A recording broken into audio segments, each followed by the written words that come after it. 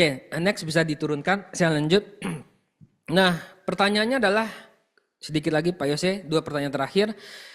Kenapa Presiden Prabowo membentuk kabinet gemuk?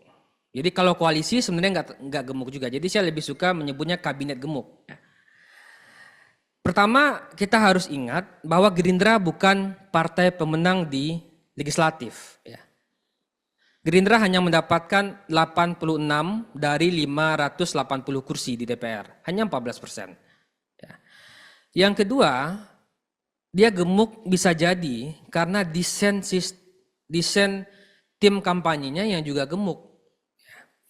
Dan alasan yang ketiga adalah gemuk karena adanya kebutuhan dari presiden terpilih untuk memastikan stabilitas politik di parlemen dan di luar parlemen. Nah ini di luar parlemen ini menarik ya. Ada tiga aspek ya.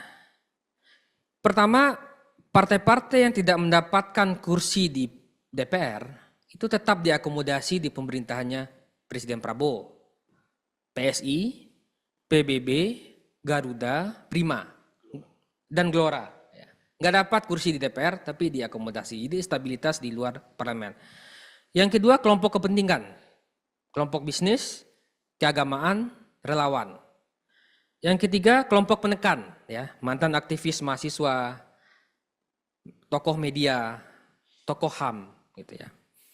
Dan yang keempat tadi yang disampaikan Pak Yose, mungkin juga karena ada kebutuhan untuk transformasi pada isu-isu strategis.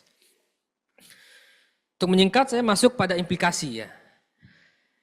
Nah, apa implikasinya dari kabinet yang gemuk ini?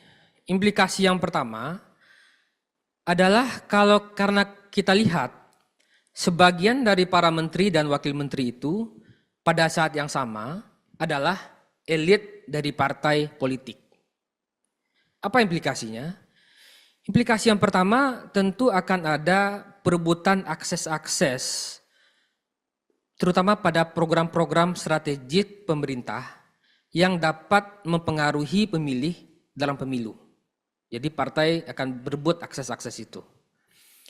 Yang kedua akan terjadi semacam internal competition, kompetisi internal, terutama di antara partai-partai koalisi menjelang pemilu. Tahun pertama mungkin masih restrukturisasi nomenklatur dan administrasi. Tahun kedua mulai bekerja. Tahun ketiga dan keempat sudah persiapan pemilu. Nah jadi akan ada muncul internal competition di antara partai-partai koalisi menjelang pemilu.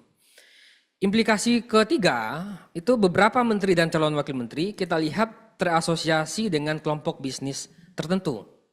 Dan ini tentu pertanyaannya bagaimana menteri-menteri dan wakil menteri tersebut meminimalkan konflik of interest dari kebijakan-kebijakan politik yang akan mereka ambil. Implikasi yang keempat saya kira karena menterinya banyak, lebih dari 100 menteri, wakil menteri, kabinet, saya khawatir ke depan, di pemilu ke depan, DPR kita akan terdorong juga untuk menambah jumlah anggota DPR. Sekarang 580, bisa jadi karena ada kondisi seperti sekarang, DPR kita juga akan termotivasi untuk menambah jumlah anggota DPR. Nah ini implikasi yang juga akan terakhir. Masukan, saya ada 3 masukan. Yang pertama, evaluasi berkala menjadi penting untuk memastikan kabinet yang gemuk, struktur yang gemuk itu dapat punya kinerja yang baik. Masukan kedua, saya kira Presiden tidak perlu ragu untuk melakukan reshuffle kabinet bahkan 6 bulan setelah kabinet dilantik, kalau menterinya tersebut tidak bekinerja dengan baik atau tidak bisa mengeksekusi program-program strategis pemerintah. Yang ketiga, tentu kita berharap juga agar restrukturisasi pemerintahan seperti yang disampaikan dalam peraturan Presiden benar-benar terwujud pada akhir Desember 2024.